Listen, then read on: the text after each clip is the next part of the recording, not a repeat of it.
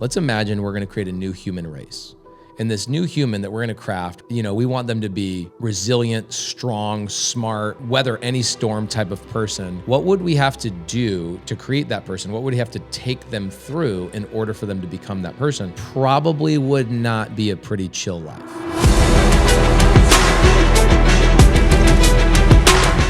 Look at all the great things that my companies are accomplishing and the things that we've, had success in, and everything ties back to some challenging time I had. Every single thing. It seems like for so many years, even as I was coming up, college was the must-do, and they forgot about all these trade jobs, which in our grandparents' time was priority, that you know how to work with your hands. We got away from that, and it seems like these kids now don't know how to work with their hands.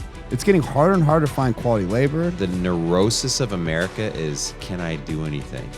There's no wonder, like, every young person's like, can I do it? Obviously, we're feeding that to them. But it's reflective of, like, maybe a deficiency in the country. Like, you don't see those sorts of messages historically. Maybe now's the time people need it most.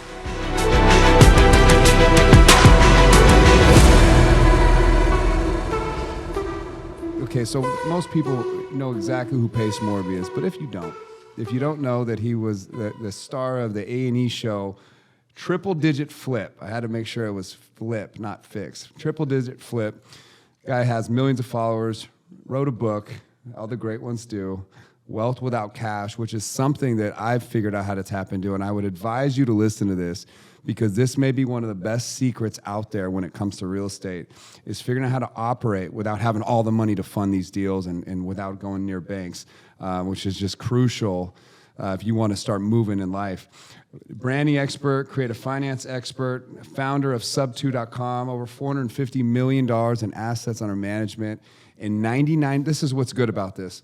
If you know who Pace Morby is, then this is no secret, obviously, but 99% of that $450 million was done without banks. Yeah, no credit checks. Game changer. No tax returns. The pace at which the speed you can acquire things. It's crazy, so yeah. You're going to learn a lot here. You're already learning here on the pre-show banter, but one of the things that we're we on do the range, just practicing getting loose, bro. That's it.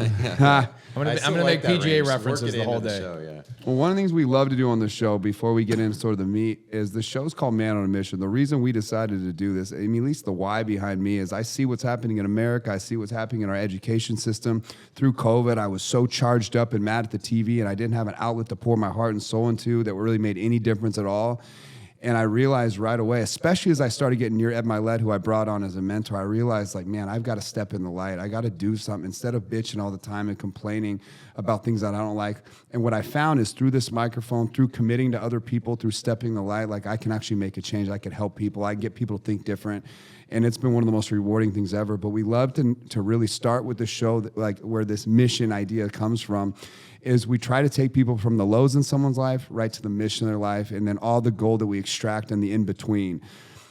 This is the Pace Morby the whole world knows. I would love to take you back to a Pace Morby that nobody knew. I don't know, is there a dark day in your life, Pace, where this is not what we're looking at today? This is maybe you didn't recognize yourself in the mirror. I don't know. Is there a dark day in your life that you could start this conversation out with? Yeah, I would say divorced after, I'm an LDS guy, so like everything in our lives, goes into getting married in the temple, becoming a returned missionary, Eagle Scout, all of those things.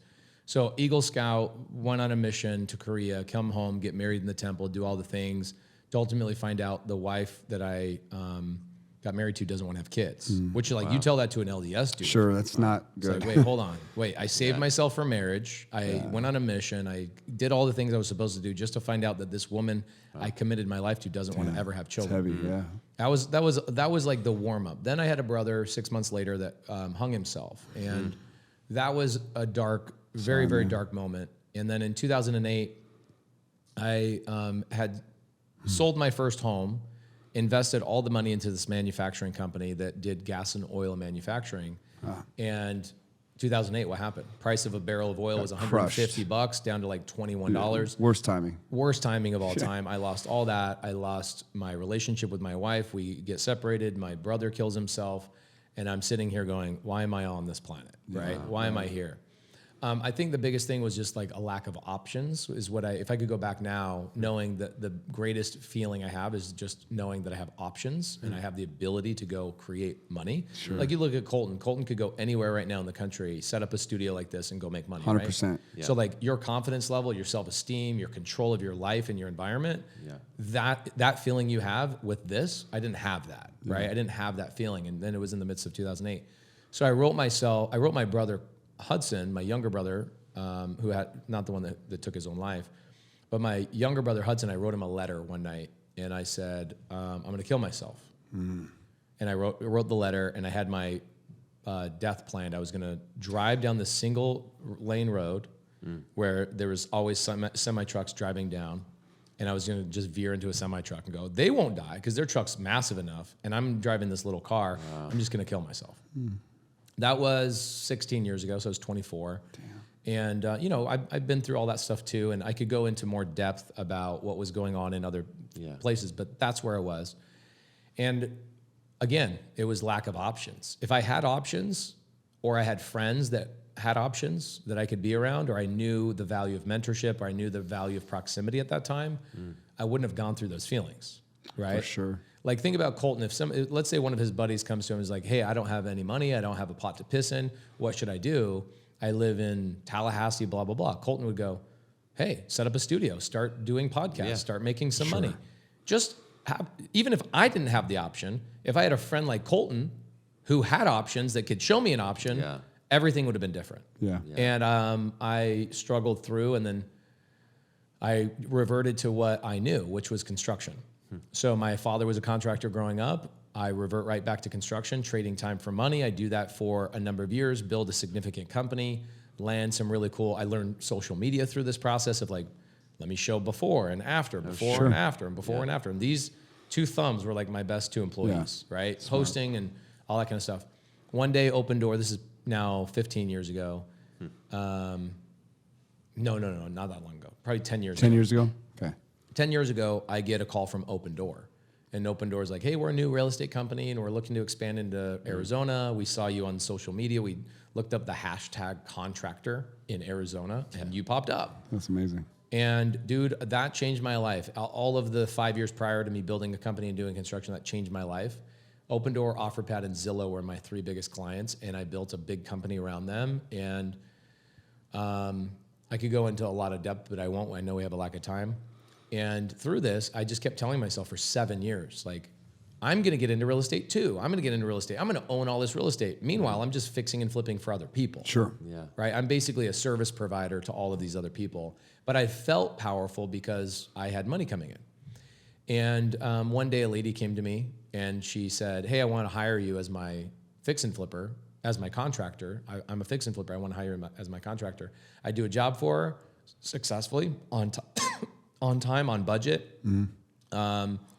I show up early. I give her the estimates on time. You know, everything a contractor doesn't do. And on the third job, she calls me and she basically pulls me out of my truck on job site and she's like, sit on the back of your truck. I'm going to tell you how stupid you are. And she started telling me how stupid I was. And she said, you need to be in real estate. What a gift. The greatest gift. Yeah, what a gift. It's always a woman in my life. That's cool, man. There's always like a mage that shows up. And Angels are everywhere, yeah. She forced me to pull out my phone. She forced me to start sending out mail. And she forced me to pick up the phone. I got my first deal, my second deal, my third deal. On my third deal, I met another woman named Eileen, who was an escrow officer. And Eileen, still to this day, 10 years later, still teaches me creative finance. She's the one that was like the oracle for me. Wow. Is that she would look at my leads. She was an escrow officer for 41 years. Oh, her third eye has got to be. Bro. Bro, like nobody still to this day can touch this woman because she's touched every single transaction you can imagine. And so she actually looked at my leads and extracted and showed me, this is a sub 2 opportunity. That's a seller finance opportunity. That's a this. That's a this. Okay, you should structure it this way. And she'd whiteboard things for me. And I'm like, oh my. Wow. I got a multi-million dollar education because of her. She's in the first chapter of my book. I still have her teach classes with me. Amazing. Love on her. I shout her out every. We got to give her a shout out in this show. Eileen Brown. She's unbelievable. Eileen Brown. If you're out there, Eileen. She's now 73. Yeah, I was going to say she's got to be. She's at 73. She's still cranking away. Good, keep going. Yeah, still an escrow officer. Yeah. Yeah, this world needs this. Like I'm telling you, man, you can't rely on. Like, I'm listening to Andy Purcell at our event we were just at. You listen to a guy that's powerful like that. He has these these foreshadowed warnings. Like, if we don't get this right, America is fucked. Yeah. And sorry, Grandma, for saying that word. But that Cole is can- what Cole that can is. bleep it. That is, yeah, we'll bleep it. That's what bleeds through me is maybe that reality. This trending topic of the Roman Empire that's humming around. I think that this can be saved, but it's going to require a lot of people to figure out ownership. I actually don't think it can be saved. Okay. Yeah. I just actually disagree with that. Then good. Be true about it. Like, what can we do? How do we fix feel this? Say more. So if you read the book, The Fourth Turning, it's a great book. Talks about this is a requirement for our country to fall apart. Because what's happened, you guys have heard the phrase, right? Good times create weak men. Weak That's men where we are. Create hard Yeah, times. totally. Weak men are currently creating hard times. Hard times create strong men. It's a cycle. It's a cycle that we have to go through. So The Fourth Turning is a book that talks about the seasons, thousands and thousands and thousands of years. These cycles happen over and sure. over and over and do, over. yeah.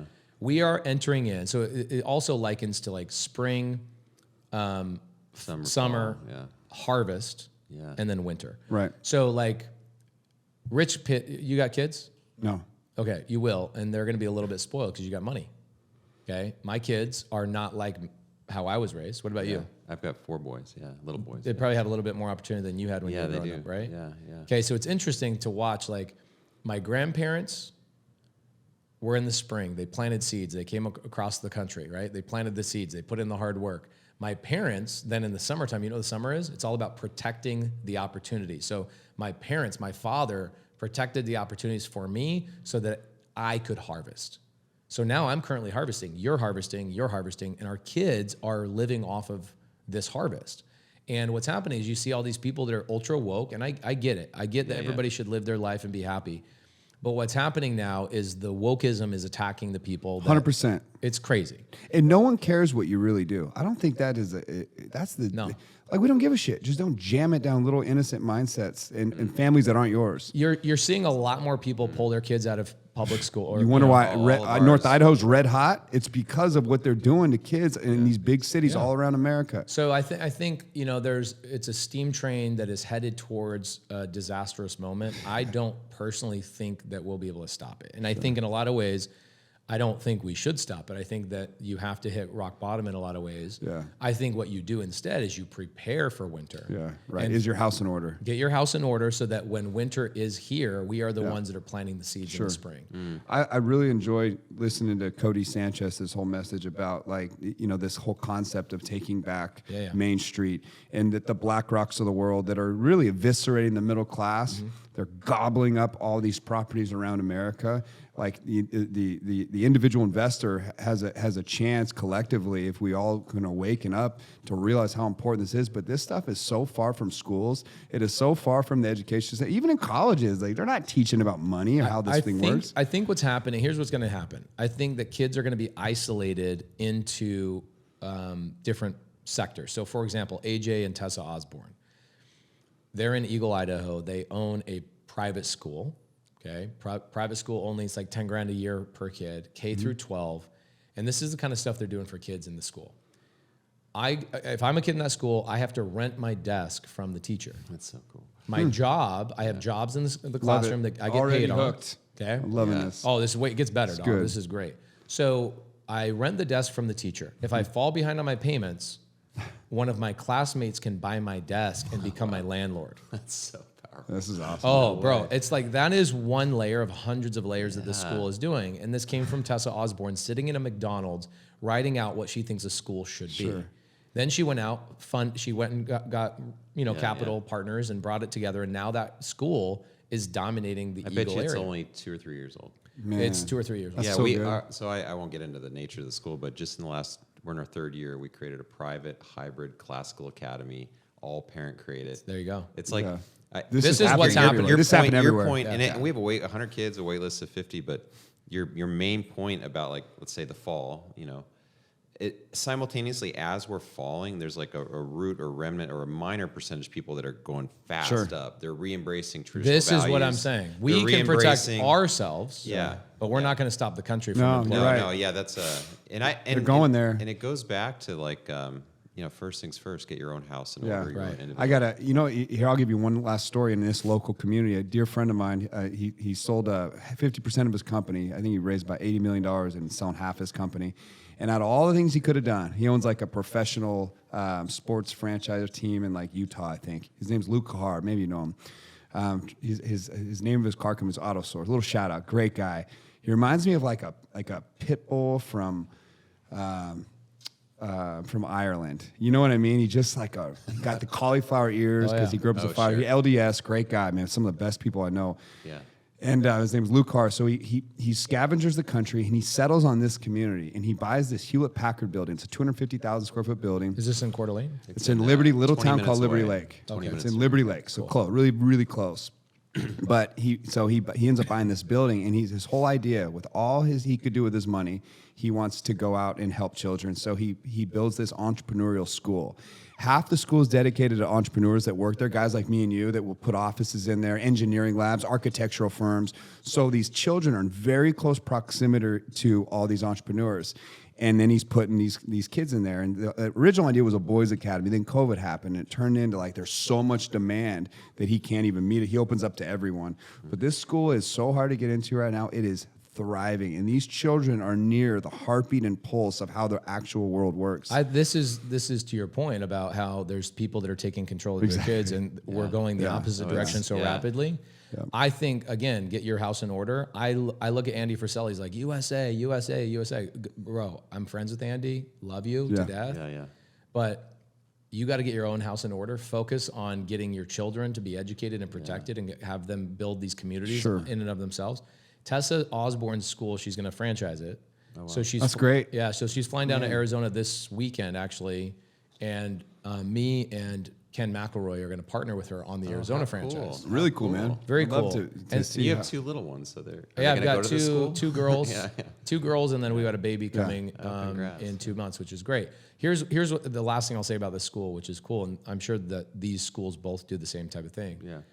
They go, let's do a Shark Tank thing. That's our event. Like, that's our prom, is Shark Tanks. Like, all the kids get to present a business at the end of the year, and local business owners come in and go, we're going to dedicate $100,000 to awesome. funding these business ideas. that. So the guy that won it this year, it's a young kid. He's 8 years old. No way. Yeah, he wins it this year. He's 8. He came up with a new way to basically package butter. Think about it. Think about this. So butter, if I'm going to fry some eggs in the frying pan, Yeah. what am I doing? It depends on if you're a stick guy or if you're Yeah, a yeah. bin guy, yeah, right? yeah. You pop up at the pin, you get your butter knife, you get it yeah, over. yeah. Okay, that's great. Put it back. Boom. Yeah. All right, great. Now you got a messy fork or you got a messy knife. It's a process. Right, Yeah, it's a yeah. process. Or you have the stick where you unwrap it, you put it Kinda upside touch down, it down, put yeah. it back. It's all and then buttery and exactly. melted. Yeah. So those are the two options. Or I can't believe it's not butter, you can squirt it, right? Type of thing. Yeah. So he comes up with a new way to apply butter, and he does it through a lipstick application. So it's like you take the cap off and Twist you it turn up. it, and it's like it's thick and big. And you put it on the pan, put the cap Twist it back on, down. boom. God, just right under everyone's nose. Exactly. It children. took an 8-year-old to come up with that. That's so good. It wasn't just the 8-year-old. What it was the environment, the ecosphere that you're creating in your guys' parent, yeah. Yeah. parent-led school that's encouraging these kids to do things different and protecting them from the BS that's going on. So I don't think we have personally, I don't have the power to stop what's going on in the country. Right. Even if I was a multi-billionaire, I still think Sure. you need like 5,000 billionaires to step in and actually do something about it. I think it's going to get bad. I think it's going to get ugly.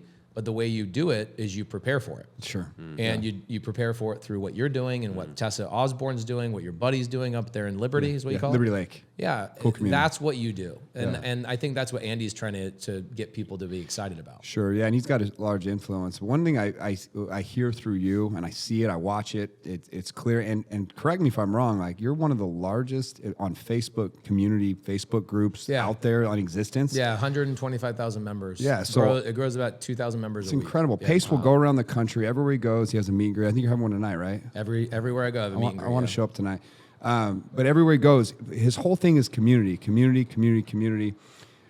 how important is community? Because it seems like this may be one of these pieces that links success around, as they understand the importance of community. Yeah, I mean, think about why LDS people are so successful. That's a overall, good point. right? LDS people and other churches do a good job of this, but I would say that Mormons probably even go to the point of doing too good of a job of this, to the point where they become a clique or it's hard to get into like a Mormon group.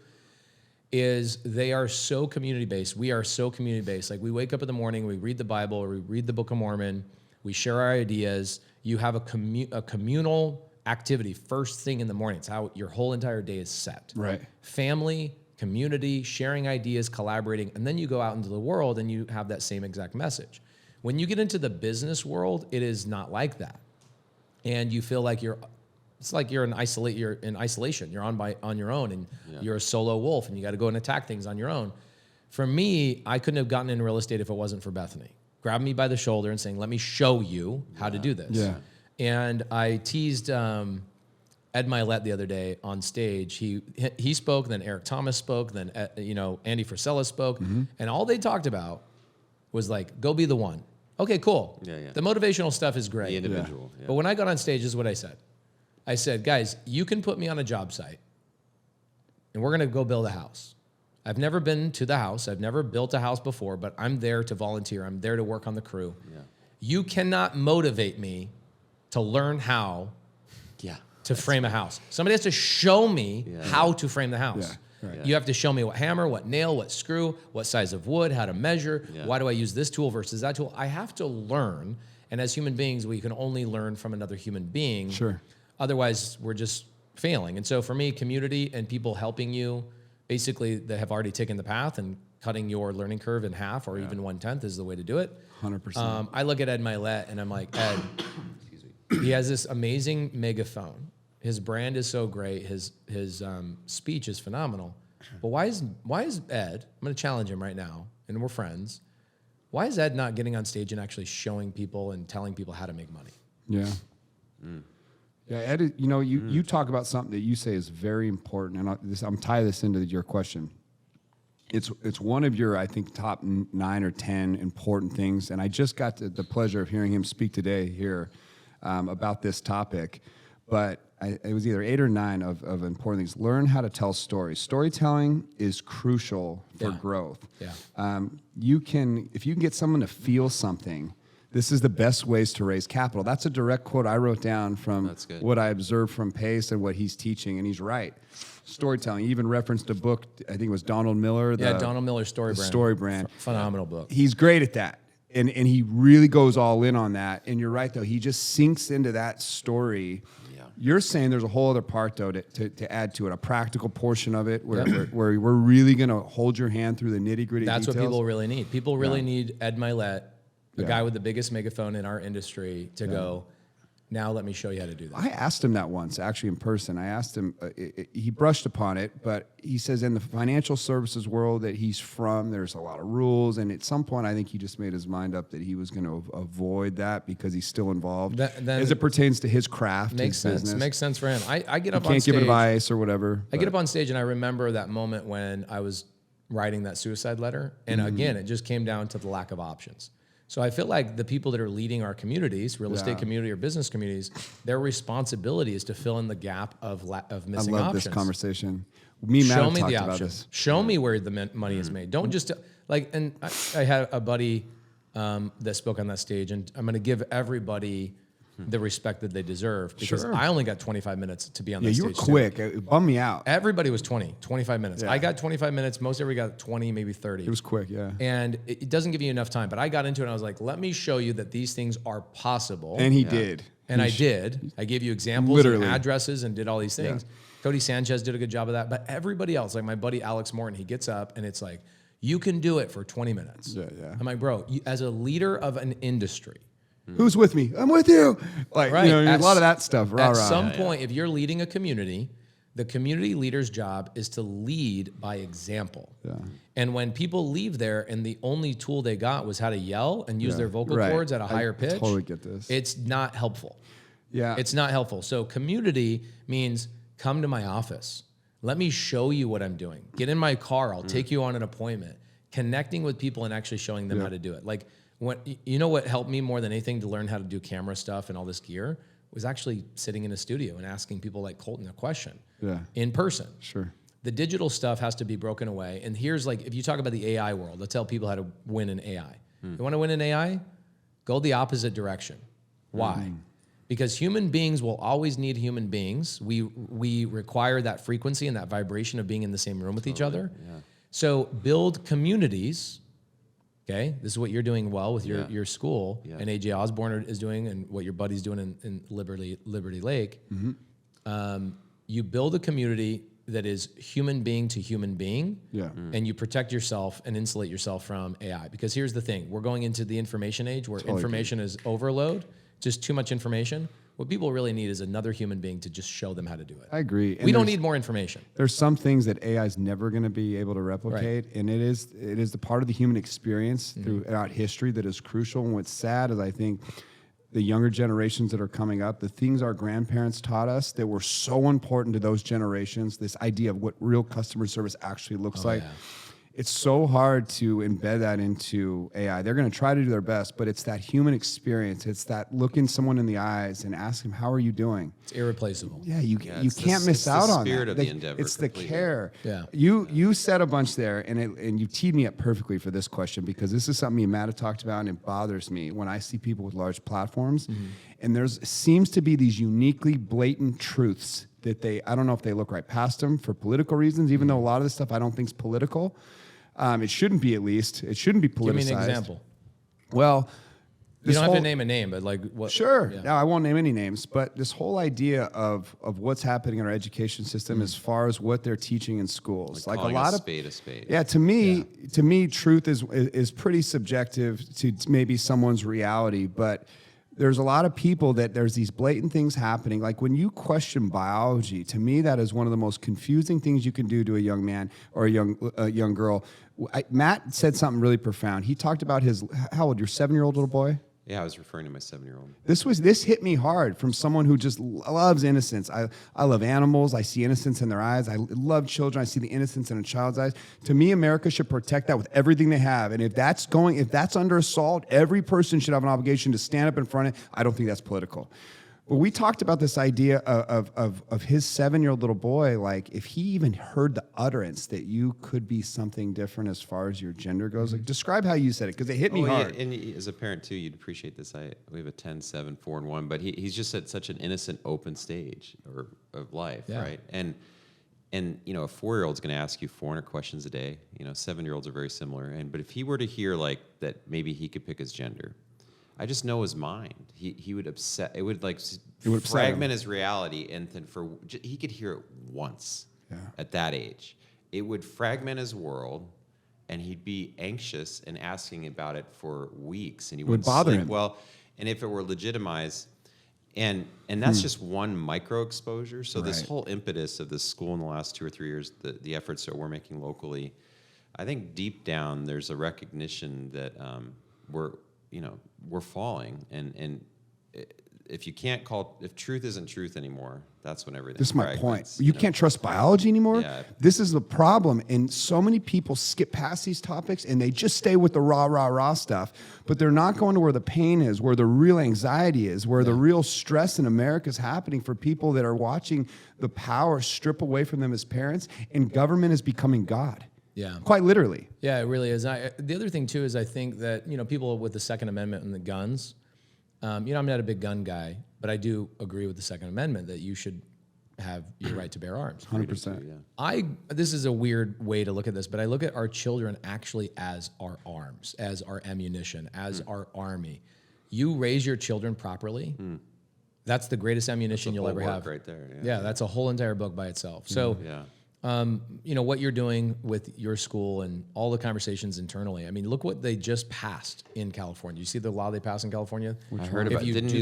If you do not affirm your children's identity that they choose, absurdity. You can get your children taken away from you. Yeah. Elon Musk just retweeted it. I saw 4 or 5 days ago, and he's just like, they're going to take your children. And in Washington, the school can actually help facilitate these sex change surgeries or whatever at the child's behest without informing the parents. it becomes almost like, think about that for 1 minute. Like, what are we talking about right now? This is how far it's come. Joe Rogan just had a snip that I saw about this thing. It was like kind of the studying of these ancient cultures that decline, in Greece and the Romans. It's kind of this topic that seems to be trending right now. It's funny, like, how often do you think about the Roman Empire, Pace? Weekly. Matt asked me, and I never heard. I didn't know about this trend. The trend. I really did. So I never heard. I hilarious. just It was hadn't heard it. I was like, have you heard about this trend? And Eric's like, I think about that all the time. So we Yeah, just all the created a show. It just about hit me. Me and my wife talk about it. I always bring it up to her. Yeah. But it's true because you think about history, how it repeats itself, these cycles that happen. It's like, where are we in this process?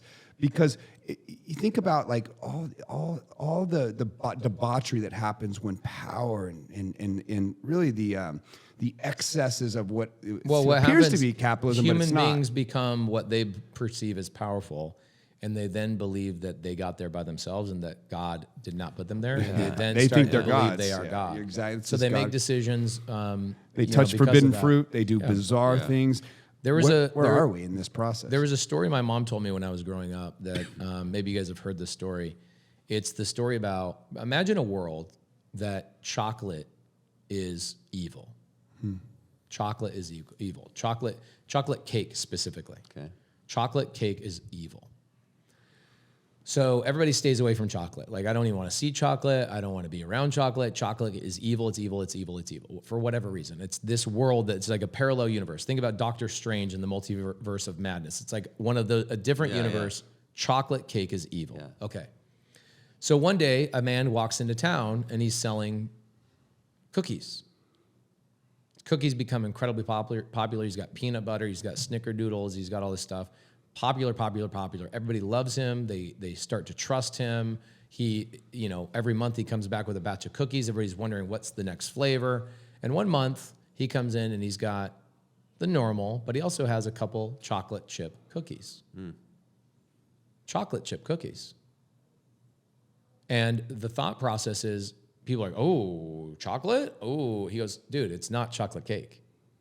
It's just a chocolate chip cookie. Oh, there we go. There's the. Yeah. It's just a chocolate chip cookie. Then it turns into a chocolate cookie. Then it turns into a brownie. Yeah. Inch by inch. Inch by inch. And so what the people that are doing that are messing with this whole world, they're pushing on things that just slowly. And they're challenging thoughts. So brilliant. They're moving And the goalposts. often when they'll do something so absurd, And then pull here's back. and we go, that's nuts, and then we they accept bring it this. back a little bit. We just go, well, this is okay. Yeah, Or- it's you're the right. chocolate chip cookie. It's exactly. We saw that. this during Code But Law, a where kid can get it's that. so extreme that even if they move the goalpost back a little bit, Mm-hmm. what they did is they actually moved it 10 feet forward. That's right. Because they went 20 feet forward. They made you feel like they came back a little bit. This is all a psychological game. And I don't know why I've always, I read Animal Farm when I was a little kid. And I don't know why I've always viewed this scenario as these fat little pigs at the very top of the food chain that are just playing everybody for fools. Do you know what I mean? Yeah. And it's evil and twisted. Term limits need to be a thing, but the founding fathers didn't realize there was going to be jets and automobiles at some point in the future. They had no idea. And ironically, you say that. I was just in Philadelphia 3 weeks ago. I was doing a meetup there. And from Penn State, I drove to Penn State to D.C. to then Philly. So it was like an 8-hour drive.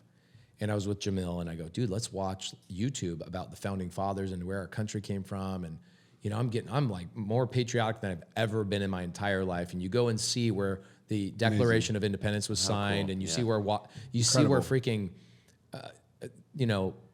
you've got George Washington, where he sat and he did this and he did all this military campaigns, and how we took our country and how we created our country was powerful.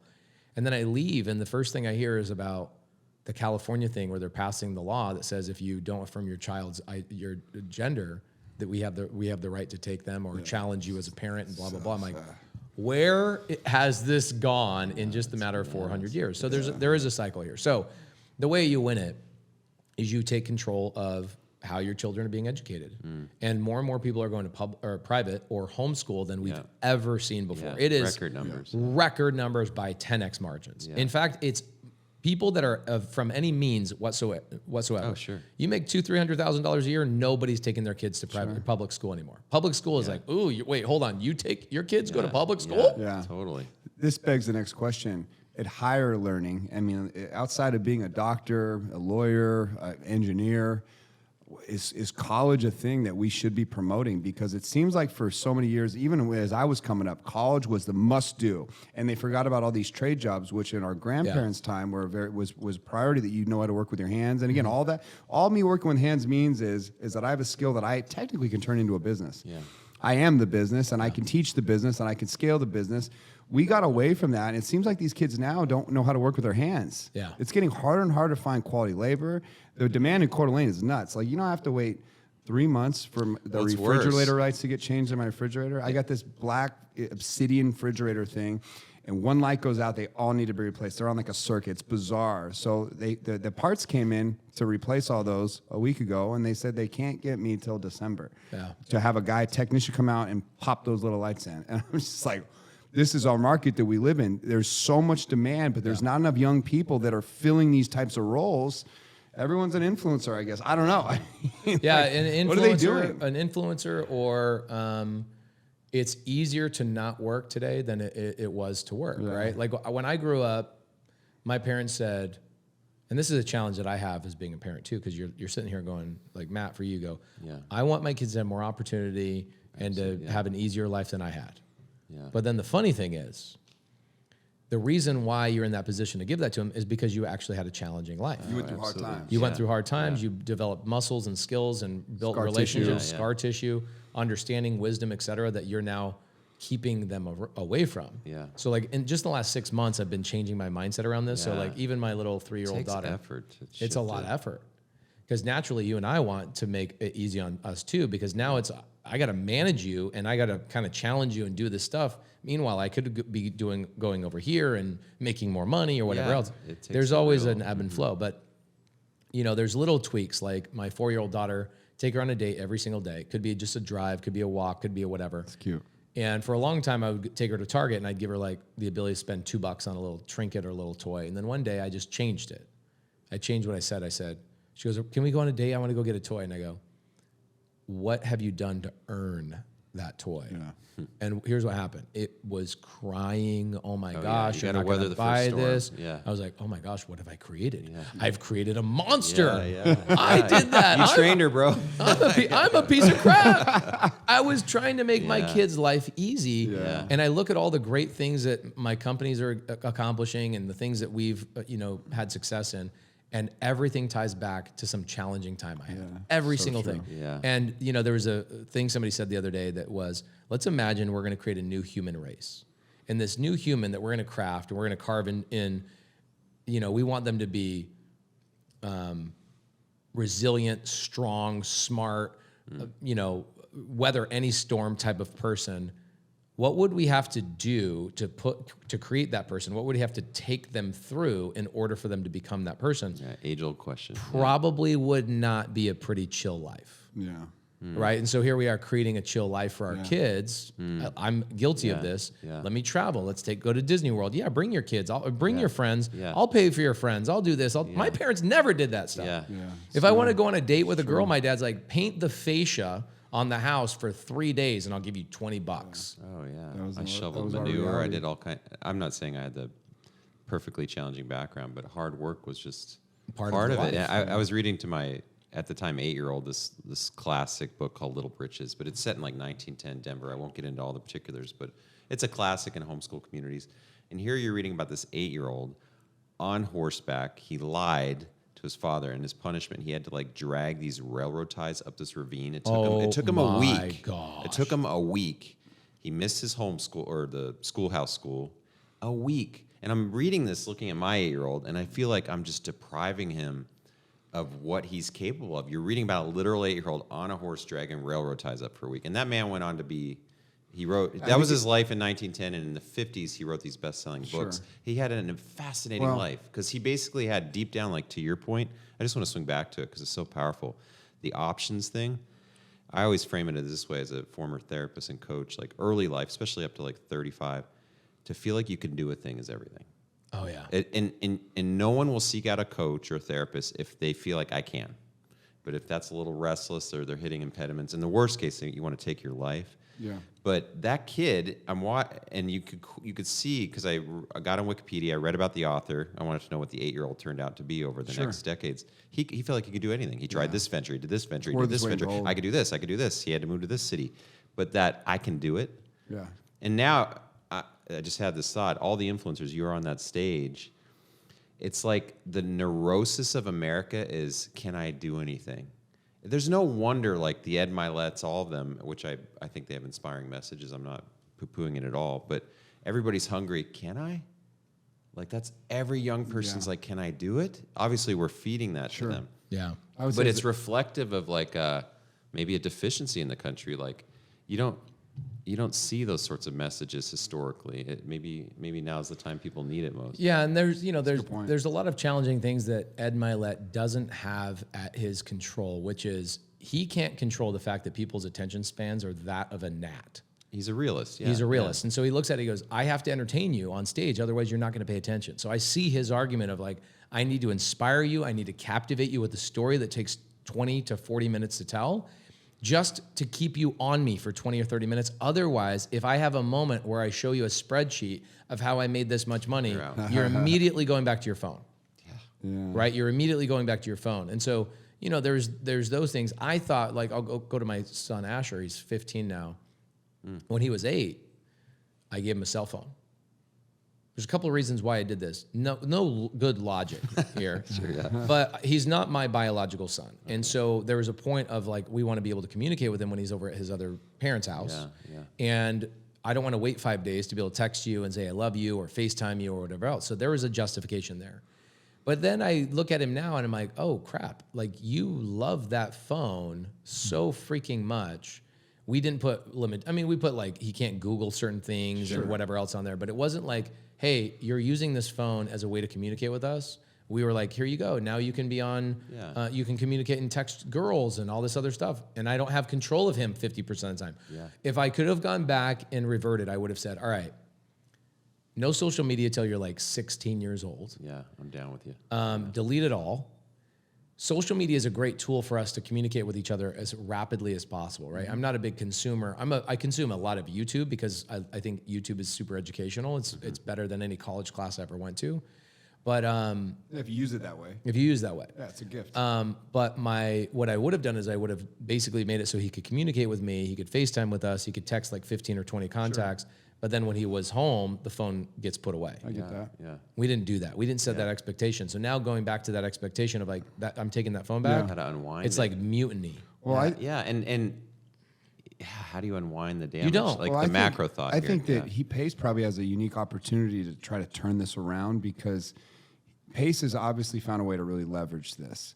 And even at a young developing mindset, technology, if you can train the mind to see it as a business and somehow get them hooked on that process. Yeah, so that's what his job is. So he works on my media team actually. Oh, good. You give him a job. He works underneath Eric. He goes to shows up every day and he learns how to edit. Sure. What's he working in? Photoshop or Adobe? Yeah, Premiere Pro. So he's in Premiere Pro, learning Premiere Pro at 15. See, that's amazing. So we're teaching him that and how to actually utilize it's a tool. I've talked about that a lot. Like creation versus consumption, they're two totally different things. It allows me to go in it, but I have the discipline to know I am a creator. I'm going in to connect, to pull in energy around me, and to serve my why, the thing that I'm trying to build or that I care about or that I'm trying to connect to. It begs the big question, and we ask this really a lot of these entrepreneurs that we come in contact with that want to work with us and try to get near this type of energy. Should you build a personal brand? Like, should you be mindful of that? But part of building it means we're not scrolling and consuming. We are creating and putting out, and we are serving and giving value to exchange across the world. But I try to only put out, and I don't want to be too consumed. If I see it when I'm in there, I'll love on Pace, but I'm only seeing, what's crazy, cool also, is I'm only seeing people that inspire me. Have you found on social media, it seems like I have a small wheel of people that I'll actually see that happen to be people that I'm really interested in, that are doing things that I want to do. I want to learn from them. Yeah, the algorithm's loving on me with all educational stuff. Yeah. It's not putting a lot of garbage in my face anymore that I've seen, and I think it's because I have that creator cap on. Yeah. The algorithm learns that about you. It knows what you want. Yeah, but this is a good question. should people out there that are trying to build a business, should they be considerate of how powerful a personal brand actually is? Let me ask you a question. In 1950, would it be irresponsible for somebody that owns a hamburger joint to not have a sign above their door? Yeah, for sure. Okay, it's irresponsible. Yeah. That's 100%. it. I mean, Eric So often he invokes answered it. He'll often invoke Ben Franklin, who was so, the father of ingenuity. Let's For say. sure. And if Ben Franklin were alive today, he'd be leveraging the heck out of Oh, every opportunity. he was so gangster. He was a he had, branding like, expert. newspapers and All the great wrote people in secret history. letters. I mean, he was a marketing genius. He was. Yeah. Thank you. Yeah. I think every great person that's left a beautiful mark on this planet and has contributed, they understood personal brand long before social media ever existed. And I always challenge people to think about it, and they stare at me like this. And because they're so wrapped up in what other people think. Like, trust me, if you're going to build a personal brand and do it right, you've got to be willing to bare your soul, to step out into the light. And I don't think the market will respond to you if it's coached, rehearsed, if there's all this insecurity built around you. Somehow you got to start just doing it, flexing, sitting in the fear. Yeah. You know what I mean? Can I ask a question on that? Like, you've slayed this dragon of building a brand. Personally, and Interesting. I mean, I feel like we're at 1%, but yeah. Well, that's the question. Like, Isn't that amazing? High performers. Yeah, exactly. Well, only 1%. And Like, it's Pace, you're not. It's I mean, killing it, bro. you appear to be doing it well and practicing what you preach on that point. But this is more of a motivation question. So Eric opened the podcast with an interview at one of your lows, right? And how that could be emotionally and motivating or not demotivating. Standing where you are today, in terms of, like, how would you answer that question when the fires of necessity stop burning at your feet, kind of thing, and you've got great leverage? How do you relate to being a steward of your opportunities and assets, and where do you find your deeper motivation as a man, as a father? I look at everything in life as just a journey of self-discovery, and I feel like every challenge I put myself through or something I create is a way to refine myself. And we all know every time you go through something challenging, you find a new version of yourself on the other side. Absolutely. And so the fires of necessity do not burn at my feet anymore. Yeah. And well, there's urgency and in trying to become a better version of myself, just because I've seen the fruits of the labor of putting the work in 3 years ago or 5 years ago, and I see the fruits that it bears now. I go, oh my gosh, there's evidence that this does work. Yeah. I'm going to double down and plant more seeds. I'm going to do this thing, and this becomes now a fun game. The other thing too is It is a game. When I was in high school, the thing that I've never drank in my life. I've never smoked. I've never been a party guy. None of that stuff. But I would get in trouble from time to time, and the thing I would get in trouble for is showing up home late. Okay? Why would I show up home late? I had good friends. I would show up home late because I'd come home and my excuse was I lost track of time. You ever use that excuse when you're young? Sure. Oh, I lost track of time. Yeah.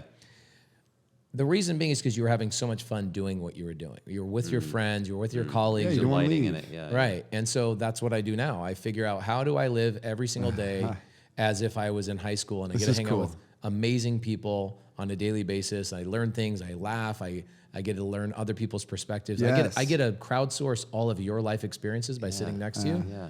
That's all I do every day. So And I this is just true. lose track of time every day. That's fantastic.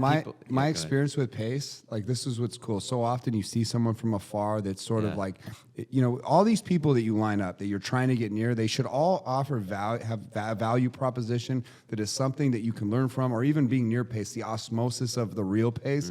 It not only replicates what I hoped I'd see from afar, but it actually surpasses it. It's so cool to meet the person, and they're better and they're more authentic than you could have ever imagined. Oh, wow. Pace really Thank you, lives dude. this way. Thank you. Like, and that's what's great. Sometimes it's fake, sometimes it's not. Sometimes people put on the act, but every city this guy goes to, and trust me, since I last saw him like 5 days ago in Utah, I feel like he's been to like 10 different cities. It just, he's always putting his life on display, and you wonder, is this real? And then you get near the thing, and it's like, no, he really cares. He's really going to these cities and meeting with people and loving on them and caring. Like, he must delight in it, or he wouldn't do it, because he doesn't need to. Yeah, I also, I'm a lover of stories. And every time I meet a new person, it's a new story I get to watch. Yeah, that's true. And so I look at you, Matt, as a Netflix special I get to watch. I wrote this down too. I get to My watch friends your. joke that I'm actually a hilarious Netflix episode. No, I love it. You It's will, true. you are, and that's the Yeah. cool thing is, like, I get my friends and the colleagues and the people I get to spend time with or a new episode of whatever it is I want to Yeah. watch. I wrote this down, you guys. Okay, cool. How did you get to where you're at? Okay, this is like yeah. a movie. There's a story. Yeah, there's yeah. a character development. It's There's a a thing. delight. There's an You delight in implosion. it. I delight in it. It's great. Because to Eric's point, I saw some reels where people said the exact same thing Eric said, that you're almost indefatigable. You'll take in a meeting, you'll do this, you'll do this. Yeah, it's except nuts. protecting It's the, next level stuff. but you're cool. meeting you in person. There's no frenetic energy. You seem really just in your skin and at ease with your like rested in your body. Yeah. 100%. I You get know, that. and that's just it's like doing a thing for the joy of it. I heard him list this morning before this meeting his like I don't know, top 9 or 10 things, and I actually wrote them down. I took all these notes, right? So I always got them right here. Wow. But his That's number like the one- greatest honors when somebody takes on notes. I'm going to read you what I wrote down, and I'll quickly go through the headlines. We'll see where this topic goes, because all these are intriguing, and I think that I wouldn't be doing a service to the audience to not give his like 9 most important points or whatever they were. And I might have missed one, but number 1 was raising capital is the most important thing. So out of all the skills you can have, raising capital is number 1. He talked about Grant Cardone and what Grant Cardone does really well. I think that's an interesting topic. Yeah, I think if I could go back and tell myself the number one hard skill to learn, I shouldn't say hard skill. It's technically a soft skill of understanding other human beings. It would have been raising capital, because I would never have to look for a deal ever in my life, because now that people know that I have access to capital, not mine, but Deals just flock to you. oh, Yeah, people are right, like, oh, 100%. you can make a deal happen. The one missing link. This is what I hear when somebody says, I have a deal, I need funding. This is what I hear. My trained ear hears, I've never practiced or learned the skill of raising capital. Yes, exactly. So I need to come to you who has. Yep.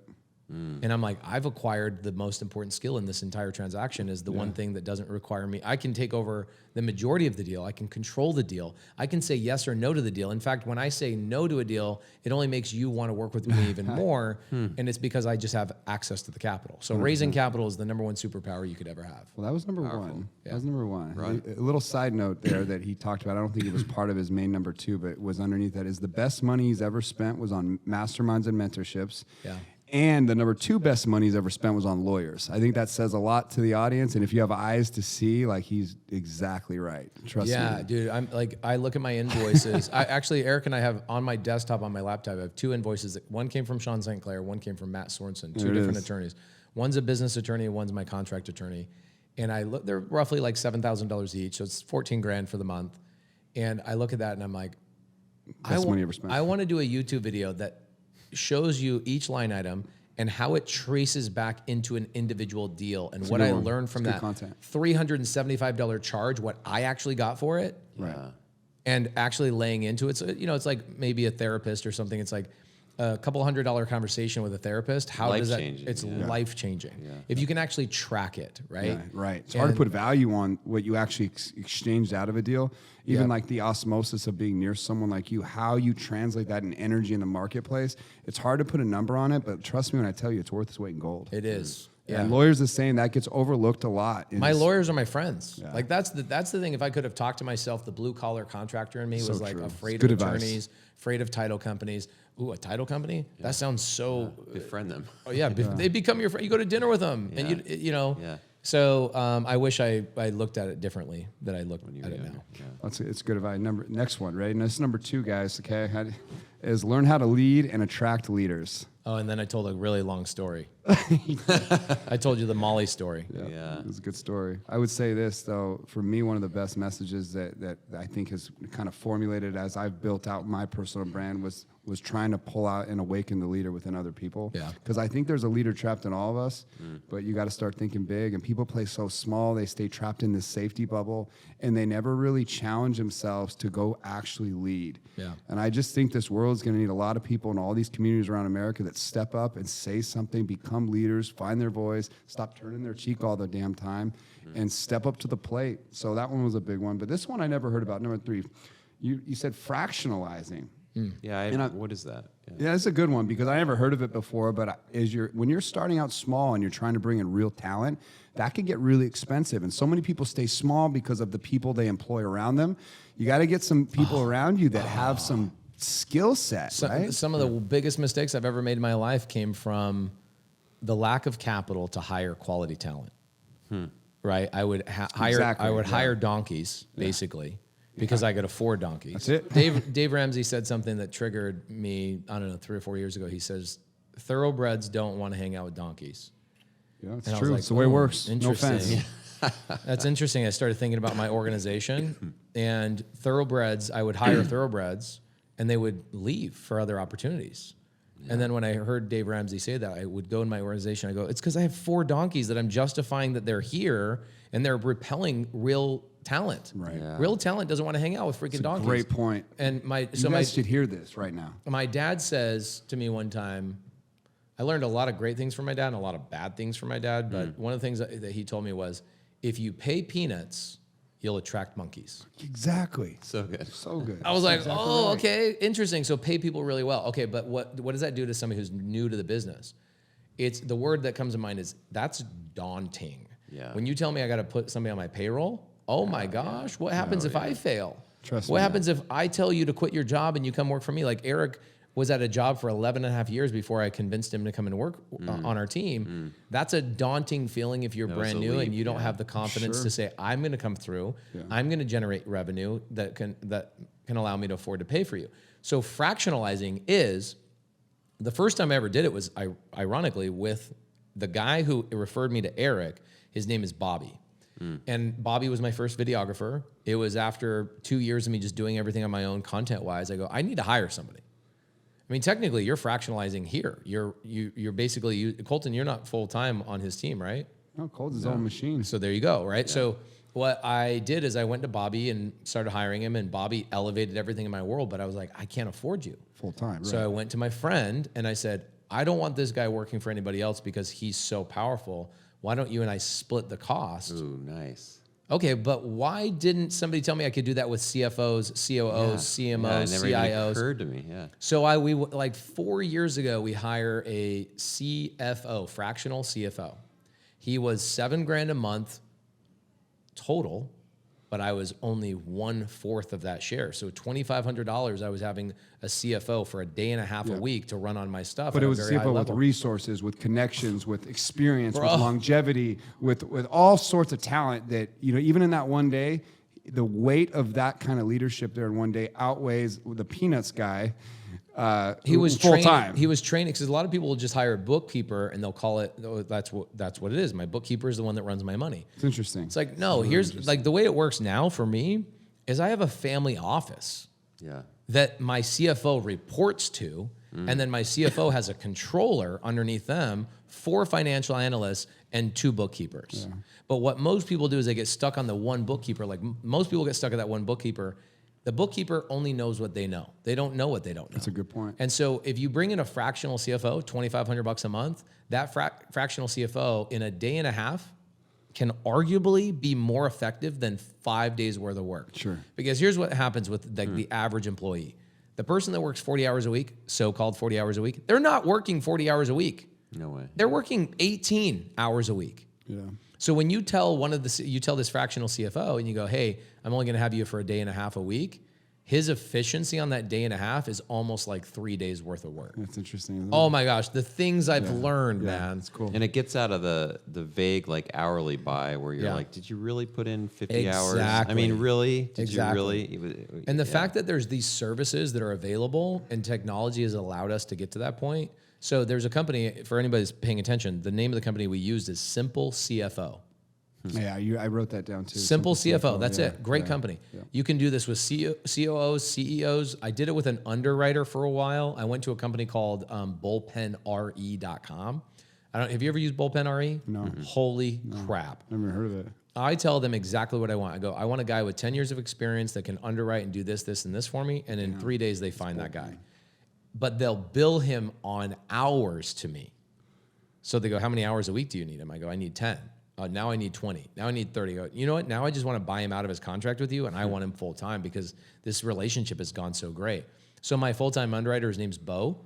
Bo was fractional for me for probably 6 months. Yeah. And then I became better at giving him more tasks. Because once you have like a nanny or you have somebody do things around your house, you find that there's a lot of tasks that just weren't getting done prior. Sure. Yeah. So like people go, well, why would you hire a nanny? I can do it all myself. I'm like, there's 40 things that are not happening on a weekly basis that you're sweeping under the rug. So it was the same thing with my underwriter. I hire him for 10 hours a week. I then quickly realized, oh my gosh, I wasn't answering a lot of people's emails, or I was deleting opportunities I should have dug into. I wasn't having conversations with the people who were sending me these deals. Bo actually gets on the phone with them and goes, let me tell you why this is not a deal that Pace would buy, but here's how to go structure it and bring it back. Oh, that's good.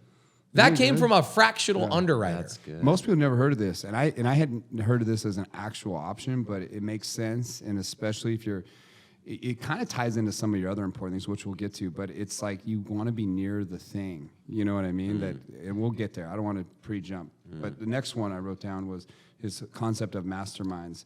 He described it in a way I never heard, and it instantly made sense to me without him having to describe it. So I'll just say the word that he said.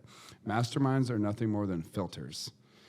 And that was really interesting, especially if you think about specific trades, industries that you're in, that you're trying to break through in, you're trying to get near. Masterminds quickly bring you, they filter right through, and they put the heart and soul, the meat. It's almost like I'm trying to think of a drink where it's all concentrated, like the orange juice, and it's in a little can, and then you disperse it out. Yeah, it is the concentrate of that. That's what masterminds actually are. I never thought of it that way, but he's right. Yeah, it's a filter. It's like the Costco effect is what I call it. So, yeah, I like Walmart. I like Target. But you know what I'd rather shop? Costco. Why? Right. Because the quality of the people inside of Costco are different. Yeah. And guess what I also get?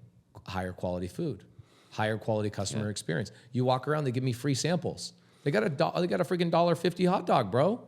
Yeah. What's the difference between Costco and Walmart? A $99 a year filter fee. Right. It's a filter fee. It's not a membership fee. It's a filter. Sure. Are you the person that has a broken mindset that a $99 yearly membership is too much for you? Right. Great. Go to Walmart. It's true. I'll see you there at 1 o'clock in the morning when I need a gallon of milk because my baby's sick or something like that, and I can't go to Costco or I can't go to the places I want to go. I will go to Walmart by default if I have to, but I'd rather go to Costco where the people I want to be around are actually there. Yeah. Well, even today, the event we were at today that he invited me to come join him at, where I heard him say this, but if you think about it, in that industry, it's a self-storage industry. Yeah. It filtered through all the best people in America that were willing to pay the ticket price, that were making investments in themselves. They wanted to learn, grow, and network. If you are trying to grow, even one guy I met today, his name was John. His website was Self-Storage Newbie. He's new in the industry. I love that. He created a whole brand. He created a whole website around it. Owning the newbie moniker. Gave me his card. He's new to it. He's jumping in all in on the self-storage concept. But you think about it, he filtered himself right to where all the gold is, where all the knowledge is, where all the relationships are, where all the meetings are. And the first handshake I met when I went in, there was a guy wanting to meet me, assuming that I'm in that industry, really. But I had a lot more to offer him. What did I have to offer? He's interested in investing in Coeur d'Alene. No one knows this market better than me. Oh, yeah. So he's got my phone number. He's already texted me. But again, it filtered him right to me, a mastermind. Boom. See what I'm saying? Yeah. There's gold in this topic. If you could go and like create the exact person you want to do business with, the first attribute they would have or characteristic they would have is resourcefulness and commitment. Yeah. Okay. And masterminds bring you right there. If a problem exists, I want to do business with somebody who's resourceful and committed to solving that problem. Yeah. More than anything else. I don't even care if you're nice. You could be a dick. That's the temperament. I could even do business with you if you're a dick. But what I can't stand and tolerate is somebody who lacks resourcefulness and commitment. So guess what? Somebody who is able to call off work, committed to the seminar, flew across the country, spent money on hotels, spent money on the fee to get in there. Committed, resourceful, and committed. And they don't have excuses. People don't think of masterminds like different that, group. but a lot of people won't make investments or pay the ticket price, and it's like, man, it's foolish for sure. Next thing I wrote down was build a brand faster. And you describe brand as this. It's basically what people say behind your back. I interpret that as just simply reputation. Yeah, people say, "Oh, I don't have a brand." I go, "You do have a brand." Yeah, that's true. Whether you have a YouTube channel, a podcast, or not, you do have a brand. Your brand might be you're self-conscious and you're afraid of what people think about you, but that's your brand. Yeah, right. People are saying that about you, or even the lack of people saying anything about you is also a brand. Sure. right? You're not even a conversation. You're the store at the end of the mall so that you're not flat, even yeah. sure why you're there. Right. Yeah. That's your brand. Yeah. Yeah. Right? That's how I would describe you. So your brand is what people say behind your back, not your YouTube subscribers, nothing else. You know, we just hit 250,000 subscribers on our YouTube channel, which is significant for a creative finance channel. No, it is. The next largest creative finance channel is like 18 times smaller than me, which is great. We've dominated that niche. But when people say, "Tell me what your brand is," I go, "Giver." Guy who shows up. Yeah, 100%. Guy, you know, blah, blah, blah. You wouldn't say creative finance? I go, no, Yeah. I'm just telling you what people say behind my back. Serving. How many people you know that go to city and they reach out to me, hey, come meet up with me, I'm going to be here. And 1,000 people show up, 500 people show up, 200 people show up, 100, 10 people. Like, you know how hard that is to do, the travel process, getting there? Like, It is truly, what a gift. here, people tell me all the time, they go, man, it's so great. You must love it. And I said, thank you. Thank you for the compliment, because here's the reality. Why was Michael Jordan the best of all time? He was the best of all time. Tiger Woods was also the best of all time. Not because he won the rings, not because they won every little thing. It's because they made the incredibly hard things look easy. Yeah, you've got. that's my I would say I would add to that. Like, so I've been floating around real estate, owned a real estate magazine, know a lot of people in investing. But like your videographer Eric, who Eric was sharing, he recently dove in. Yeah, what you doing some teach. deals, yeah. Yeah, and so you're the first where just penetrating. You know, my love's like former psychotherapist, life coach. You know, different domains. But I would say, just consuming your content and prep for this interview, you're the first where I'm like, well, shoot, I think I might be able to do this. I can do this. Yeah, like it actually, but to make something complex simple, Yeah. like there's so much work behind that. It's a lot. A lot. I mean, If you can make it look easy and you can simplify things and get people to think about things in a different way. It's even like the way handle all their worries. you describe a mastermind with one word, filter. Yeah. And then it changes everybody's paradigm around that entire thing. That is, it could be a superpower, but it also could be that I'm really stupid and that I have to break things down in a way that I can digest them. No, that's a Yeah. superpower. Right. Trust me. Yeah. But I always say I speak like a fifth grader, and Matt always says that's my superpower. Yeah. It's it is. It's colloquially to speak in a manner that hits people where they live. That's Yeah, a gift. It just Yeah. works. Well, that tees me up perfect for the next down. He said, learn creative finance and nothing else. And it's perfect for your whole idea that, hey, maybe I can do this. Like he's making that a priority. Learn this game. Yeah. You know, it's an interesting thing. Mr. Beast had this interview with Lex Friedman. It's a great interview, one of the best interviews I've ever heard.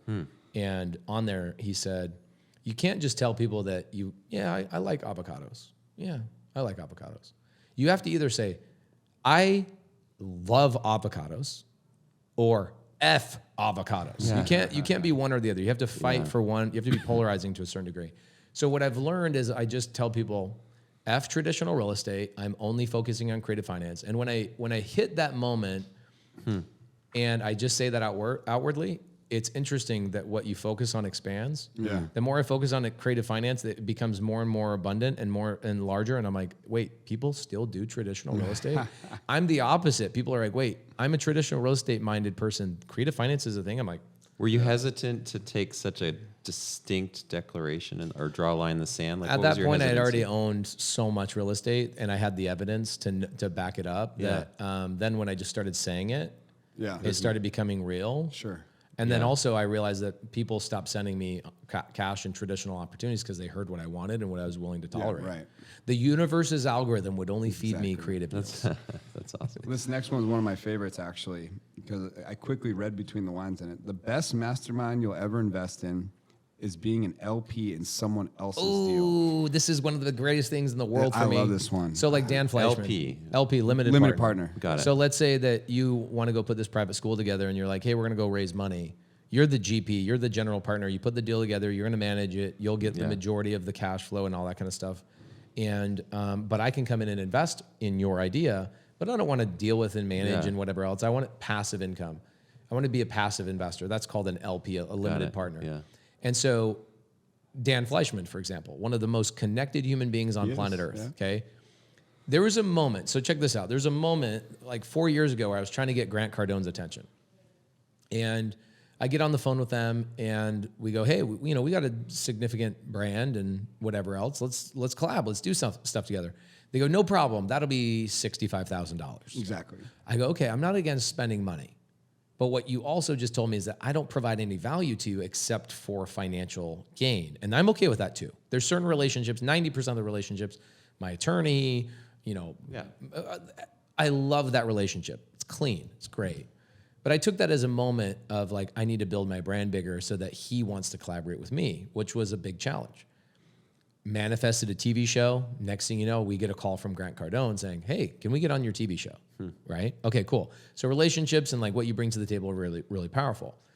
But I look at Dan Fleischman and I go, you are the most connected human being I've ever met in my life. Is. What he did in a previous life was, let's say Dasani's like, we want 50 influencers to go shout out Dasani for the next couple of weeks. We're going to pay Dan $1 million to do so.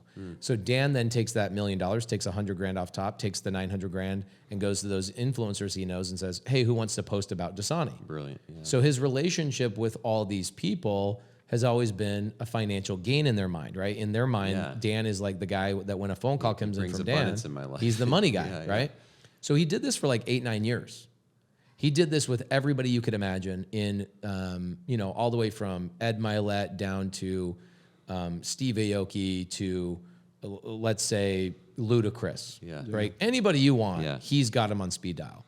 Like this is the kind of stuff that happens with Dan. I go, hey, Dan, man, I'd love to interview Mike Tyson. Yeah. And he doesn't reply. This is what he does. Opens a group thread. That's exactly right. And he goes, hey, Mike Tyson, please meet Pace Morby. Yep. He's done that with me so many times. And everybody, his brand is like, if Dan touches me, it's going to bring abundance in my life. Right. So when Dan goes and he starts a new company, he has a company called Cards and Coffee that he's really obsessed with. And I'm like, cool, I don't drink coffee and I'm not into cards. Yeah. But it's a $100,000 investment. I could have spent $65,000 with Grant Cardone to get that relationship with him, but I chose not to in that specific sense.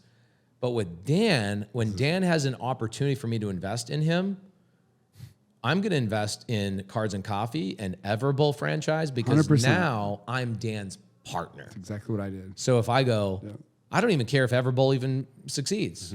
I hope it does, but if it doesn't, guess what I have? No, you bought something way more valuable. I bought his entire Rolodex. That's a bonus, exactly. And on top of it, don't tell Dan this, but think about this. Every time Dan's traveling around the country, if you look at his Instagram stories, okay, his Instagram stories, he just posted the. He posted one with you in Utah when you did your meetup. Yes, that was cool. That was amazing. So he posted something on his Instagram stories about where. Okay, here we go. So check this out. So he'll post where he's going, right? Oh, the tipping dinner thing. So he says, tonight, $100 tipping dinner. Wednesday morning, Silicon Slopes event, massive event, 5,000 people in the audience. Wednesday afternoon, New York.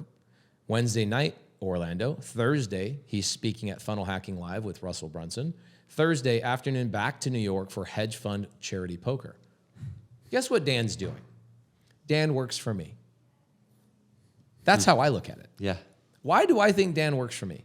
Because what he's doing is he's going out and creating relationships that he's ultimately just going to give over to me. Yeah. That's what he's doing all day. He's spending his money every day to go meet people that when I go, like he interviewed Ty Lopez the other day and I go, hey, can I talk to Ty Lopez? He goes, Pace Morby, meet Ty Lopez. So Dan works for me in my weird, messed up mind. Yeah. This is funny. So we got this podcast and my wife's not on social media. She's the exact opposite of me. Amazing. I couldn't do life without her. She's incredible. But I said, Jeanette, if I'm ever having anybody on my podcast, who would you want on my podcast? And Jeanette's not a person that feigns over anyone, or she's not a super fan of really anybody.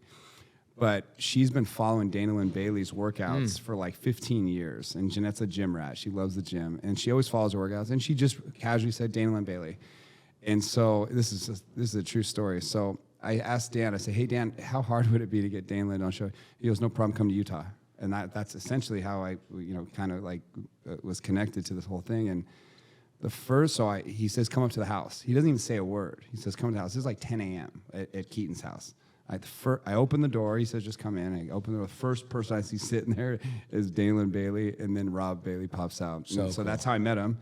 And we're definitely going to do a podcast. I ended up becoming like close friends with Rod. Our souls just connected. It didn't take long. There's certain people I just love to connect to. You're one of them, but it was a no-brainer. But he makes it so effortless. He doesn't ask for anything. He doesn't care. It's just. But there was an investment at some point I made in Dan, and I'll continue to make. Because he always delivers, and a lot of the things that you again, when you think about an LP that you think you're getting, that doesn't even hold weight to the thing you actually get, which is the resources and the proximity to all the things that actually matter. That have so much more longevity than the investment itself. Yeah, I believe I wrote a $100,000 check. Whether I'll get the money back with a return or not is Exactly right. Not relevant to me. Yeah, me too. Yeah, I'm like, oh yeah, I have money in with Dan. Oh, okay, cool. What a gift, man. And again, for people that have eyes to see, they're so hanging on to that last dollar. Like, you know what I mean? Like, I am now following the same blueprint as Dan. If people want to invest in me, like, I give it all away. I don't care if you want to get near me, but because as I rise up, I have now more gifts to give. Yeah. The higher I get, the more energy I build, the more I invest, the more I'm worth investing in. Right. Because it's opening up access and opportunity to so many things. It's like a heartbeat. You know what I mean? It's getting bigger and louder and stronger. And like, so again, this is the whole game of proximity, but people don't want to spend money. They hold on to those last pennies. Perfect. Say, man, just more making for me. it easier. Yeah, make thank my you. life easy. No, it's a good point. Yeah, for sure. It's a good one, guy. We're giving away so much gold. I almost feel like, hey, you know what? Like, are people ready for this? I don't know, dude. I wasn't ready for this 2 years ago. I had this. I had this thing that I came to the realization, you know, and I saw this with Jocko the other day. He was talking about good, where he's like, "Oh, so you didn't get the promotion? Good." Oh, I saw that. That was so good.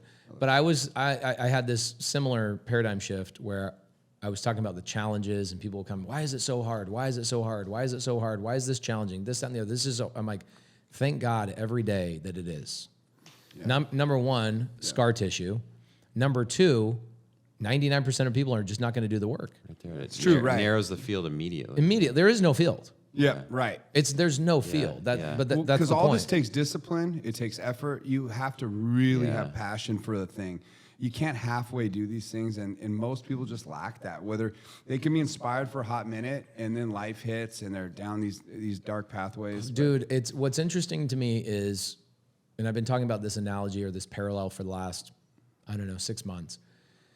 I had a student that came into my community 5-6 months ago, and he comes in and he goes, man, I feel like I'm failing. I've been in for 3 months and I haven't got my first deal yet. And I go, okay, interesting. What do you do for a living? Tells me. How much money do you make? He goes, I make 180 grand a year. Perfect. How long did it take for you to get that 180 grand? He goes, well, 6 years of school. I go, no, it didn't. You didn't start out of school at 180 grand a year. He goes, oh, you're right. I started at 90. And then it was 10 more years until I got enough raises to 180. I go, okay, 16 years to get to $180,000 a year, yet you're frustrated with yourself at 3 months People give up in something that has no limit and no ceiling. Yeah. And I go, do you realize what you are willing to go through for 16 years for that carrot? Yet you're not willing to go through something that has a much larger carrot for 3 months. Yeah, so true. This is human nature. My buddy Dan Martell said, especially this is great for those people that are so anxious and impatient for success to show up. But he says, you want to be impatient with the actions, but you want to be very patient with the outcome. Right. And I mean, that's just the reality of how it actually works. This overnight, ab thing, 7-minute abs, like it just doesn't exist. It's like the lottery. It's meant to steal your money from you. If you hang in long enough, you'll realize how few people hang in beyond Nobody 6 does. months. Nobody, like, even this podcast, I think it was one of David Goggins' friends. I can't remember the reel, but he said there's something like 2 million podcasts on Apple. Yep. There's only 500,000 that have gone beyond an episode. But just to 2 episodes. Just to 2 I've heard that episodes. statistic. I forgot about that. It just gets so It's narrow, crazy, but yeah. it's like success. They get all excited for one, and Human nature. they realize what it Just takes. hang This in. is a hard. Think this about is- all the people that are saying, I'm going to start a podcast. Yeah, it's true. They haven't even done the first episode. What would you say to that, to the younger Pace, right where you were, knowing what you now like? If you can go back in time and just sit you down, grab your collar, look yourself in the eye, like there's 3 things I want to tell you. Or Yeah. What would you tell yourself? I would specifically about that. I tell myself a story about myself in 6th grade. I had a friend, Tyler, Anthony, and Tim. Okay, And every Friday, we would leave North Ogden Elementary. What we would do is we would get like $2 a day for school lunch, but we would kind of shave off 50 cents of that every single day, so that at the end of the week, we'd have $2.50 each, right? Yeah. So what we'd do is we'd leave the school and we'd walk down from North Ogden Elementary down to the 7-Eleven. This is 34 years ago or something, 30 years ago. The 7-Eleven's still in the same spot, by the way. So we would walk down to that 7-Eleven. We would quote movies. We would laugh and joke and throw rocks at each other's backpacks. We'd hide things in each other's backpacks, take a chunk of dirt, do all this fun stuff, step on each other's backs of each other's shoes and like give each other flat tires and stick thumbs up each other's butts and just do all the funny things. Yeah. And, build that camaraderie. And the whole entire thought process was going down to the 7-Eleven. We had an objective in mind. We had a goal. And the goal was to get the ruby red squirts that had just come out. This was back when ruby red squirt had just come out. Yeah. Good stuff. And they were always sold out. So we'd run down there and we'd rush down there. And then we would slowly walk back home with that ruby red squirt, just so happy and reveling in the fact that we had accomplished that. Yes, we got the ruby red squirt. Sometimes there would be one or two missing, so we'd have to share or whatever else. Well, one day, Tyler, Anthony, Tim were on the soccer team. I wasn't doing soccer, and they weren't there on a Friday. So guess what? I go, well, guaranteed there's going to be a ruby red squirt for me. I'm just going to go down there by myself. I get down there, nobody to play with, nobody to talk to, nobody throwing dirt at me, da-da-da-da. And I get down there, I buy the ruby red squirt. Sure enough, there's enough of them. And I take the drink, and I'm like, man, this just doesn't taste as good. Yeah.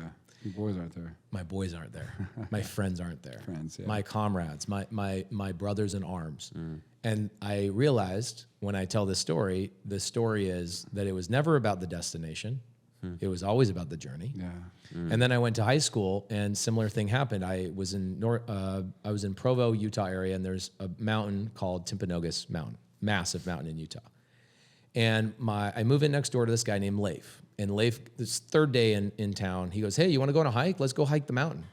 I go, great. That'd be great. And I'm like, let's go conquer the mountain. Let's go conquer the mountain. 6 hours where we climb up the mountain. And I realized that after 6 hours of going through the brush and scrapes and this, that, and the other, blah, blah, blah, blah, blah, and him peppering me with questions the whole freaking time, just peppering me.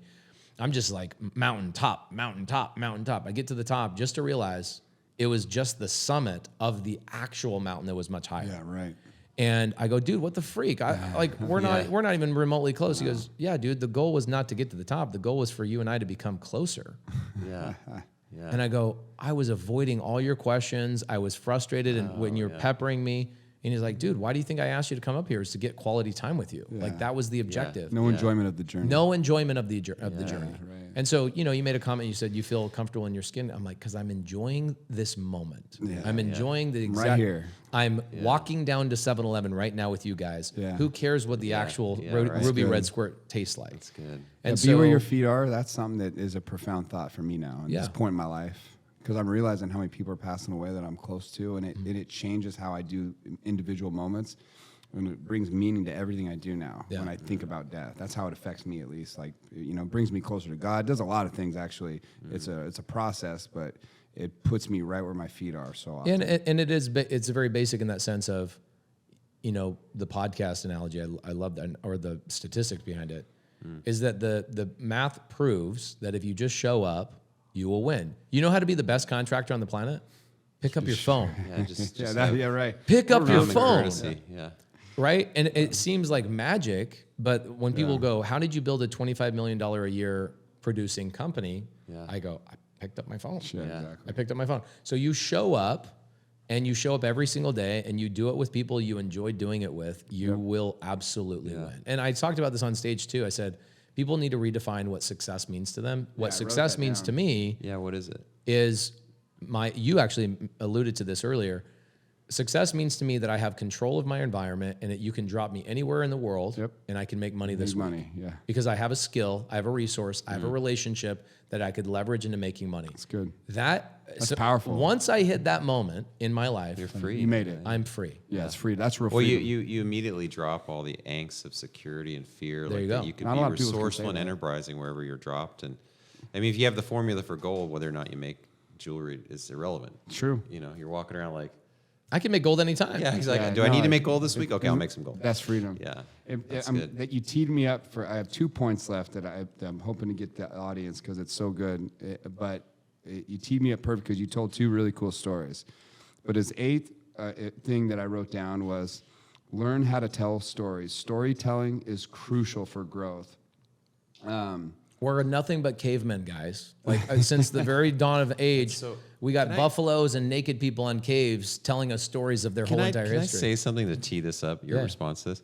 I read something that blew me away. It's the caveman point. I think it was like Thomas Aquinas or some great doctor of the church in like the 8th century. But he was mesmerized because one of his peers could read quietly without moving his lips. Like even like kings in the 9th century didn't read. Like this notion of communication, we're deeply an oral creature. Mm-hmm.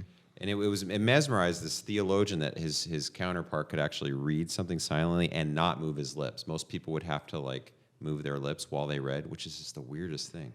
But historically, I mean, we've just told stories for centuries over and over. Right.